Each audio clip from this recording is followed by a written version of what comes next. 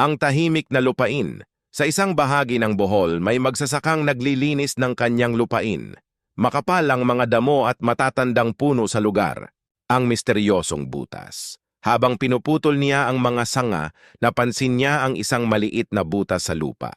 Nagtaka siya kung gaano ito kalalim. Ang tunog ng tubig naghulog siya ng bato sa butas. Makalipas ang ilang sandali, narinig niya ang malakas na flash na tila may tinama ang tubig sa ilalim. Lumalim ang pag-uusisa. Dahil sa kanyang pagkamausisa, bumalik siya kinabukasan dala ang mga kagamitan upang siyasatin ang butas.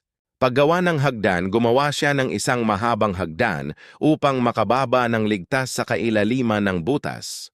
Ang pagbaba sa kailaliman, dahan-dahan siyang bumaba. Habang lumalalim siya, napansin niyang lumalamig ang hangin at lumalawak ang espasyo. Ang nakatagong kababalaghan. Pagdating sa ilalim, namangha siya sa kanyang nakita, isang napakagandang kuweba na may malinaw na lawa at mga kumikislap na batong nakabitin sa kisame. Liwanag mula sa itaas, may mga siwang sa kisame ng kuweba kung saan pumapasok ang sinag ng araw. Dahil dito, tila kumikinang ang tubig at mga bato sa loob ng kuweba. Ibinahagi ang natuklasan, agad niyang ikinuwento sa mga kapitbahay ang kanyang natuklasan. Marami ang nagtungo upang makita ang mahiwagang kuweba.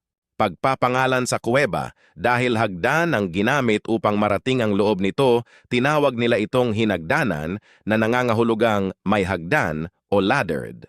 Naging yaman ng Bohol mula noon, naging isa itong kilalang puok sa Bohol. Maraming tao ang bumibisita upang makita ang mga stalactite, stalagmite at ang mala-esmeraldang lawa sa ilalim ng lupa. Aral ng alamat.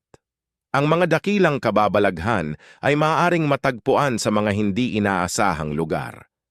Ang pag-uusisa, katapangan at pagtuklas ay maaaring magbukas ng mga nakatagong hiwaga ng kalikasan.